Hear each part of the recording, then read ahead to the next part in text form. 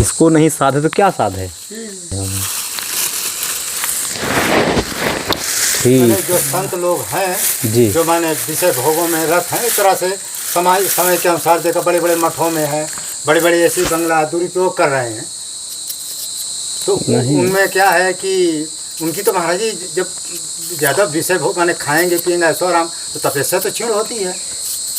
हाँ, इसमें क्या है महाराज जी, जो एक बार साधक बन गए, माने उनकी साधना जो है परिपक्व है, उनमें दोष नहीं लगता। उनमें दोष नहीं है। हाँ, उनमें दोष नहीं। क्यों? जैसे आप में जैसे हीरे जैसे चमक आ गई, तो आप हीरे बन गए, तो आपको चाहे खाद में डालें चाहे मिट्टी में ढकें, आपकी चमक जाएगी नहीं। ऐसे जो साधकों में जो परिपक्व हैं, वे चाहे सुख अपने में ये करे चाहे कहीं भी रहे, उनकी चमक जो है कम नहीं होती। लेकिन हम जैसे नए नए जो साधक हैं, अब हम लोग खोजेंगे सुख सुविधा, तो हमारे में चमक तो आई नहीं है, साधना तो किए नहीं, परिपक्वता तो आए नहीं, हमारे लिए वो नुकसानदायक है। जी, सत्य बात है। इसीलिए महापुरुष लोग 12 साल तक कम से कम गुरु जी के सानिध्य में क्यों रखते थे। गुरु जी को कुम्हार कहा गया है। कुम्हार जब कच्ची मिट्टी से घड़ा बनाता है, घड़ा बनाने के बाद वो धूप में सुखाता है, सुखाने के बाद अंदर पकड़ के बाहर को ठोंकते हैं, बाहर पकड़ के अंदर को ठोंकते हैं, फिर वो अग्नि में तपाते हैं, तब वो सिद्ध होता है, तो उसमें कुछ जल आप डाल सकते हो। ऐसे ही हम साधक हैं, तो ये अंदर बाहर के ठोकाई क्या है, गुरु जी लोग क्यों भ्रमण कराते हैं, कहे जाओ बेटा घूम फिर करके आओ। और कैसे, तो घूमेंगे फिरेंगे तो ठोकाई पड़ेगी अंदर बाहर से, कहीं पर भोजन की प्रसादी मिलेगी, कहीं पर नहीं मिलेगी, कहीं पर मुट्ठी भर चना और कभी वो भी मना, कभी घी घना। तो ये अंदर बाहर की ठोकाई यही है। हम जब ठोकर नहीं खाएंगे तब तक हमें परिपक्वता नहीं आती है। इसीलिए गुरुजन महापुरुष लोग पहले कहते थे कि भाई आप पहले भ्रमण करो, इसलिए भ्रमण कराते थे और साथ में भ्रमण कराते थे। ऐसे नहीं कि जाओ तुम अकेले घुमाओ ना, करी प्रेम निरंतर नेम लिए पद पंकज सेवद शुद्ध ये सममान निरादर आदर ही सब संध सुखी विचरण तमहि। जब अपमान मान से जो दूर हो जाते हैं, परे हो जाते हैं, परिपक्वता आती है, तब वो विचरणशील साधु जो है सुखी है। और अभी हमारे में सम्मान बना हुआ है, क्योंकि जीवात्मा 3 तृष्णा से हमेशा बंधे रहते हैं। सुत बित लोक इष्णा तीनी, सुतैष्णा बितैष्णा लोकैष्णा। सुतैष्णा माने बेटा बेटी परिवार, ये सुतैष्णा ये इच्छा है, ये तृष्णा है। फिर आ गई वितैष्णा, वित्त, इसको हम प्रधानता दे दिए, इसमें हम बंध गए। अब अंतिम है लोकैष्णा माने मान सम्मान। तो ये मान सम्मान क्या है, जब ते बढ़ी मान बढ़ाई तब से किस्मत फूटी। और लोग महाराज जी कहने लगे लगन राम से छूटी। आए थे हरिभजन को, फिर ओटन लगे कपास।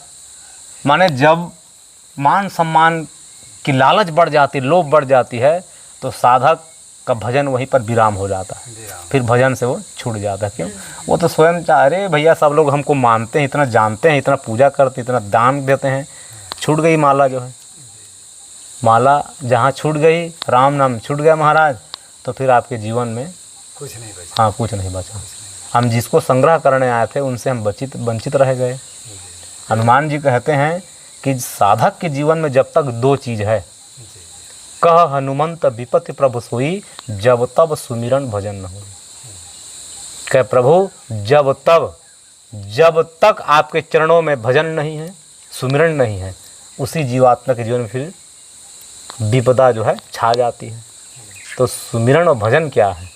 सुमिरन, कबीरदास जी कहते हैं, सुमिरन सूरत लगाई के मुख से कछु न बोल, बाहर का पट बंद कर अंदर का पट खोल। बाहर का पट बंद कर, तो पट क्या है? ये नेत्रेंद्री, श्रवणेंद्री, घ्राणेंद्री, ये सब जो है बाहर का पट है। ये जब तक बाहर के पट को हम बंद नहीं करेंगे तब तक सुमिरन सही से होगा नहीं। जैसे माचिस है, माचिस की तिल्ली को हम ले लिए ना, अब तिल्ली में जो मसाला है तो मसाला को पलट करके हम उल्टे से रगड़ रहे हैं, रगड़ तो रहे हैं, लेकिन जो रेडियम फास्फोरस उसमें लगा हुआ है मसाला, जब तक उस पर रगड़ नहीं पड़ेगी तब तक अग्नि प्रज्वलित नहीं होगी। ऐसे ही हम लोग रगड़ तो रहे हैं लेकिन उल्टा रगड़ रहे हैं ना तो उल्टा जब रगड़ा जाता है तो अग्नि वहाँ से प्रज्वलित नहीं हो पाती। रगड़ तो रहे हैं सब लोग, तो सही रगड़ लगाओ। तो सुमिरन सूरत लगाई के मुख से कछु न बोल, बाहर का पट बंद कर अंदर का पट खोल। क्योंकि ठाकुर जी अंदर ही बैठे हैं महाराज। ईश्वर सर्वभूता नाम हृदय देश अर्जुन तिष्ठति। जब अंदर सही रगड़ लगेगी ठाकुर जी प्राकट्य हो जाएंगे सगुण साकार रूप में। ये है महाराज जी गूढ़ रहस्य। महाराज जी हमारे दादा गुरु परमहंस श्री राम मंगल दास जी के सामने जो है हनुमान जी प्रकट होकर के दोहा लिखवाया जी, अभी आपने बताया। सूरत शब्द रकार में जी लाग जाए जिनके सरगुण निर्गुण का चरित देखे तन में सो। बिल्कुल बिल्कुल। अब इसका अर्थ क्या होता है? खैर अब मैं आपसे क्या बताऊं, लेकिन थोड़ा मैं अपने हिसाब से बता रहा हूँ, आप अपने हिसाब से बताइएगा जी। सूरत शब्द, सूरत शब्द जैसे आपने बताया, सूरत कहते हैं मन को, और शब्द को जो रकार शब्द है वो शब्द कहते हैं जी जी। हाँ? जो मन रूपी यदि शब्द रकार में लग जाए तो सरगुण निर्गुण चरित, माने सगुण परमात्मा निर्गुण परमात्मा कैसा है वह हृदय में अपने आप प्रकट हो जाए। बिल्कुल। सरगुण निर्गुण का चरित्र देखे तन में सोच। वो जो तन के शरीर के अंदर है वो निर्गुण सगुण का जो लीलाएं हैं, जैसे रामकृष्ण जी लीला नहीं किए थे जी, माने त्रेता युग में द्वापर में, वो कैसी दिव्य लीलाएं हैं वो शरीर के अंदर मन के अंदर, क्योंकि तन में सो लिखे ना, तन के अंदर वो लीलाएं दिखने लगती है जी। लेकिन ये विद्या इतनी दुर्लभ है कि बिना सद्गुरु की कृपा से मिलेगी नहीं। कि साधन साध है, माने कृपा साध है, साधन साध नहीं। जब तक माने सद्गुरु की कृपा नहीं मिलती तब तक विद्या मिलने वाली नहीं, और जब तक विद्या नहीं मिलेगी और तब तक कुछ होने वाला नहीं। तो इस तरह से बड़ा कठिन मार्ग है।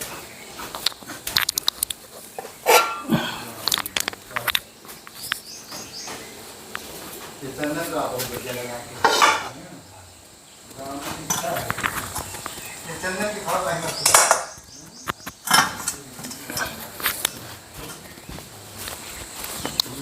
संस्कार के अंतर्गत गुरु जी देते हैं जब आप शिष्यवत होंगे, अच्छा गुरु की महिमा पा जाएंगे, अच्छा तब आपको तिलक चंदन माला जपने में आनंद मिलेगा, यानी मन लगेगा। और जब तक किसी के द्वारा आप जानकारी नहीं पाएंगे, मैंने कुल मिला के शिष्य लोग बनना चाहेंगे ये सब सीखना पड़ेगा गुरु के द्वारा। परंपरा के अंतर्गत ये संस्कार है। इस संस्कार को आप पा जाएंगे तो फिर आपको कर्म जो करेंगे उस पर आनंद मिलने लगेगा स्वयं। और अच्छा हमने सुना है कि चंदन और कंठी को देखकर यमराज भी नहीं आते हैं। महाराज जी आप भी इसके बारे में सुने हैं? जी जी। हाँ, ये कैसे है? वो तो जानते हैं। हाँ वो तो जानते। प्रमाण पत्र है ये। प्रमाण पत्र है। मान लीजिए मौत आ गई, तैयारी में जीव आ गया जी, तो वहाँ वो आएंगे तो सोचेंगे कि ये फालतू वाला है कि पालतू वाला है। फिर अब कंठी है, तिलक है, ये सब संस्कार हैं जी, तो वो समझ जाएगी पालतू है, तो वापस चले जाएंगे कि पालतू वाले से हम नहीं बोले हैं, हम नहीं बोले, फालतू वाले हमें मिले नहीं, वापस आ गए खाली हाथ। तो जो कंठी पहने रहते तिलक वो पालतू है, यमराज उसके पास नहीं है। अरे दो प्रकार के कुत्ते कहे गए ना भाई, पालतू कुत्ते, फालतू कुत्ते। पालतू कौन है? जिसके गले में पट्टी लगी हो, मालिक पट्टी लगाते हैं ना, तो लोग बाग देख के डरते हैं, अरे भैया ये छूना नहीं, ये पालतू कुत्ता है, मारना नहीं। और दूसरे होते हैं फालतू, जो गली में घूमते हैं बिना पट्टी लगाए, अगर वो गली में दिख जाए तो कई लोग डंडा भी जमा देते हैं ना फालतू को। तो जिसके गले पर कंठी है, चंदन है, ये सब पालतू हैं, राम जी के पालतू हैं।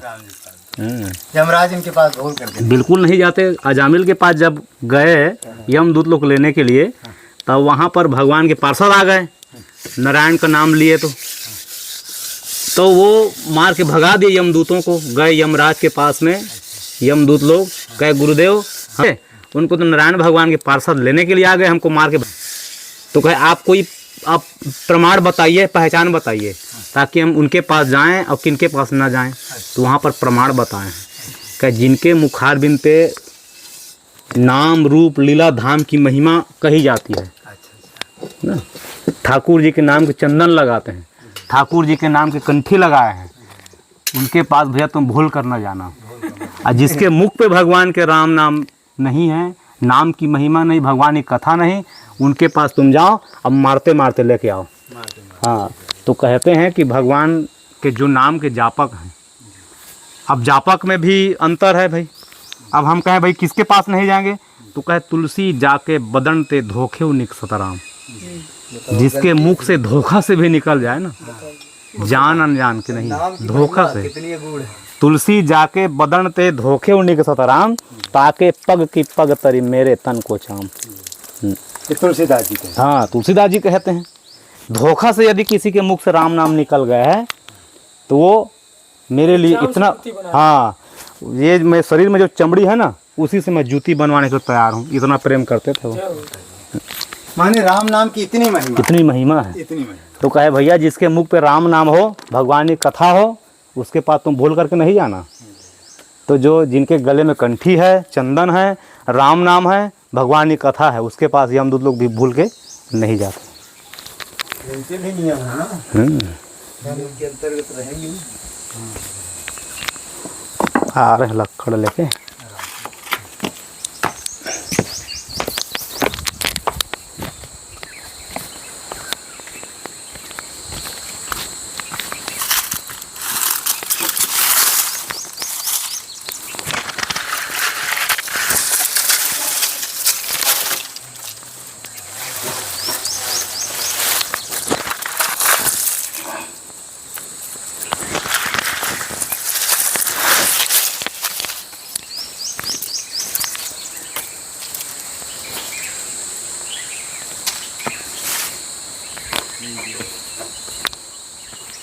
उसको एक आध दिन फोड़वाना है, लकड़ी हो।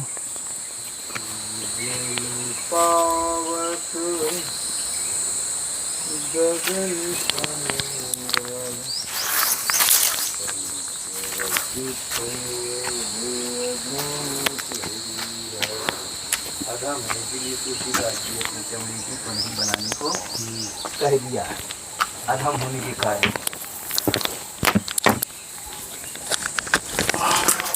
सभी संतों ने राम नाम की इतनी अपार महिमा गाई है कि माने वो राम नाम की इतनी ज़्यादा महिमा जानते हैं कि यदि धोखे से भी यदि राम नाम का निकला तो कहते हैं कि बड़ा पुण्यात्मा है।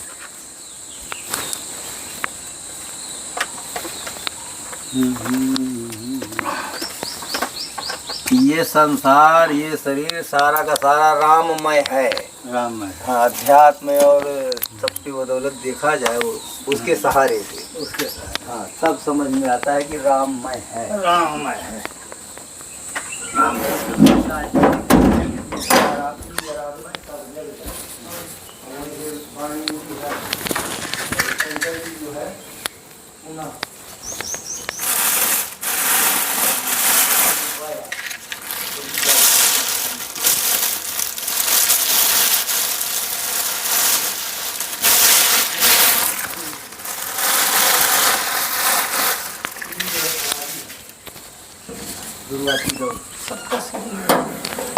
बिंदी जो बने हैं पहले सिरे तो था, बाद में हाँ, वो सबका सिरे ही था।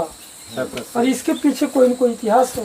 भाई जैसे मान लीजिए आप उतावले हैं, किसी के प्रेम पर दीवाना हो गए हैं, हाँ। कुछ न कुछ भूल गए आप, तो वो सामने जिसके जाएंगे वो आपको याद दिला देगा, या तो आपके उसको नियम को। तो लश्करी तो इसलिए बना कि सन्यासियों ने चढ़ाई किया, महात्मा नहा धो करके अपना तिलक स्वरूप कर रहे थे। अब बीच में लाल सीरी लगाना था, तब तो कहे अरे क्या देखो सेना आ गई, जल्दी लड़ो फटाफट उनसे।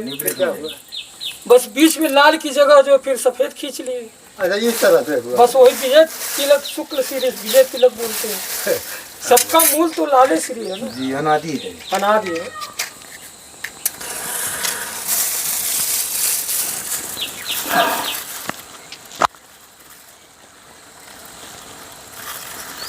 अब बिंदी भी इसी तरह से बनाओ।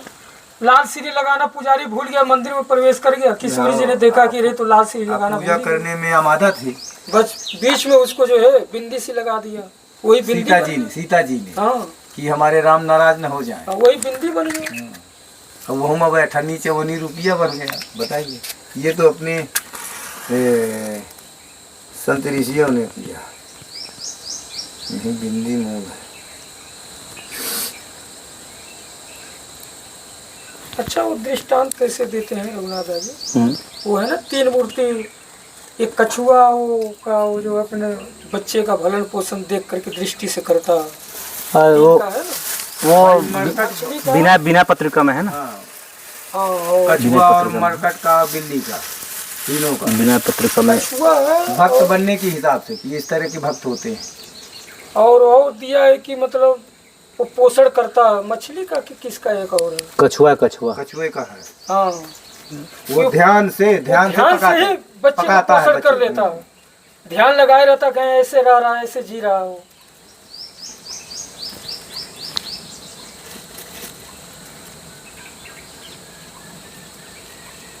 अब जैसे बिल्ली है दूसरे के जीव को खा जाती है, अपने बच्चे को दबा के बिल्कुल एक रोआ नहीं हिलता है उसका। अब बंदर की बंदरिया बच्चा पकड़े रहती है, वो चाहे जिस तरह भागती रहे, इसी तरह भक्त को भी बच्चे की तरह अपने भगवान को पकड़े रहना चाहिए। भगवान चाहे जिस तरह छलांग मारे।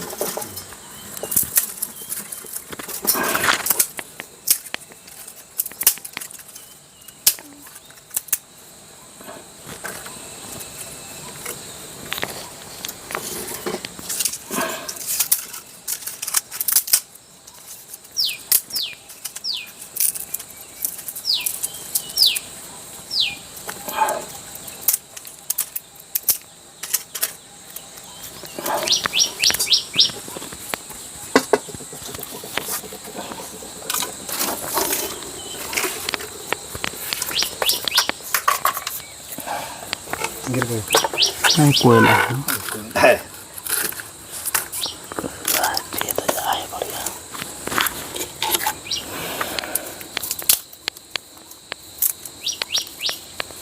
अच्छा, अग्नि तो जल गई। देखिए महाराज जी की अग्नि जल गई। अब ये टिक्कड़ बनेगा, पहले साग बनेगा, इसके बाद टिक्कड़ बनेगा।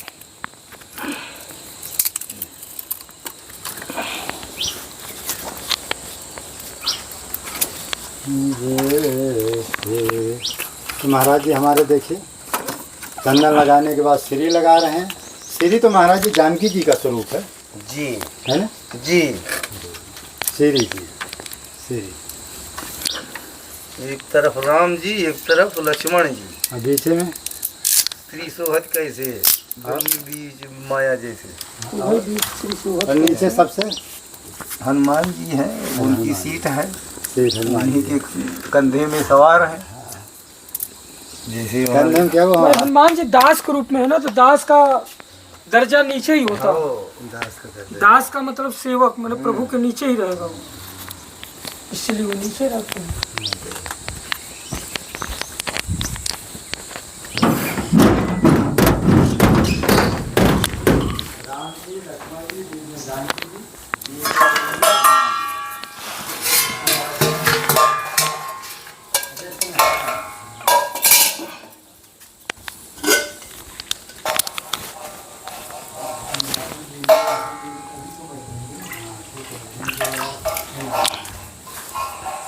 एक महात्मा था, यही आसन लगाए थे। तो कहीं मिलते तो है मेरे को, हाँ, बाजार में मिलते तो है मेरे को।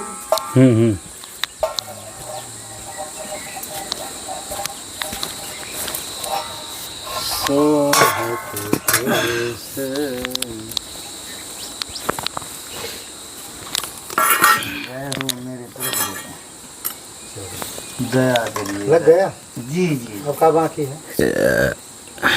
अब क्या बाकी है, अब चित्रकूट जाना है राम जी की इच्छा से, तो वहाँ से झाड़ू उसी को महाराज जी थोड़ा यदि मूंगफली के तेल से सेक लेंगे ना, थोड़ा मैं भी साग ले लूँगा। आलू को हाँ, ये जो साग बना रहे हैं फलाहार फलाहार के अंदर उसमें क्या है, और तो मैं पा लेता हूँ सब केवल बस कड़ुआ तेल के स्थान पर ठीक, जो मूंगफली का डाल देंगे ना, तो थोड़ा सा साग मैं भी ले लूँगा। घी से ही छौंक लगा हाँ, देंगे। घी से करते क्या पूछ रहे थे। तो कारण क्या है कि साग जो है ये हमारे त्यागी जी बनाते हैं ना, तो दोनों का उसी में हो जाता है। तो मैं फलाहार के लिए फलाहार के लिए मूंगफली का मैं तेल रखता हूँ सही है। या घी रखता हूँ, है कि इनका भी काम हो जाता, मेरा काम। जय हो सिर से इस तरह से अपना काम दोनों मोड़ जी। फिर 2 आलू बढ़ा लीजिए और क्या। जय सिर से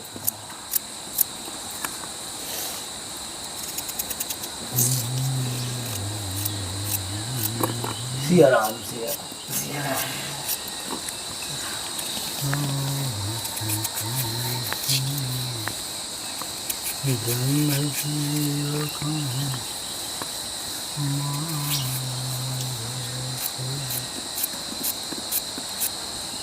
ये महाराज जी कुछ जो देवियों के उपासक हैं, इन जो कोई नहीं कुछ देवी के उपासक हैं, और कुछ मान लो हम लोग तो ठाकुर जी के उपासक हैं, ये देवियों के उपासक से भी भगवान की प्राप्ति होती है क्या? देखिए, माता पार्वती जी ही तो 9 रूपों में अवतरित हुई हैं। जी नवरात्रि में जो 9 रूप में पूजा करते हैं, प्रथम शैलपुत्र ब्रह्मचारिणीम, तृतीयम चंद्रकुष्माणि, चतुर्थम पंचम स्कंदम, षष्ठम कात्यायनी च, सप्तमम कालरात्रिं च, महागौरी च, अष्टमम नवमम सिद्धिम दात्रीम च, 9 दुर्गा प्रकृतिता। ये 9 रूपों में हम लोग पूजा करते हैं। तो माता पार्वती जी एक दिन भोले बाबा से पूछती हैं, कहे भोले बाबा आप स्वयं ओमकार स्वरूप हैं, मुक्ति के प्रदान करने वाले हैं, काशी जी में बैठ कर के मुक्ति प्रदान करते हैं, तो आप फिर किसका ध्यान लगाते हैं? तो भोले बाबा कहे कि देवी यद्यपि मैं मुक्ति प्रदान करता हूँ, लेकिन स्वतः अपने बल से नहीं, राम नाम के प्रभाव से। राम नाम के महामंत्र जो जपत महेशु, काशी मुक्ति हेतु उपदेशु। मैं महामंत्र का जाप करता हूँ और वही महामंत्र के प्रभाव से दक्षिण कान पर राम नाम श्रवण करा करके जीवात्मा को मैं मुक्ति प्रदान करता हूँ। मैं भी वही राम नाम का जाप करता हूँ। तो राम नाम के प्रभाव से है। और कहे देवी तुम नित्य विष्णु सहस्रनाम पाठ करती हो, विष्णु सहस्रनाम पाठ करने में कम से कम समझ लीजिए 2 घंटे से 3 घंटे लग जाते हैं। तो 1000 पाठ है ना, 1000 में। जी जी, विष्णु सहस्रनाम में। तो कहे देवी ये हम आपको एक उपाय बताते हैं, आप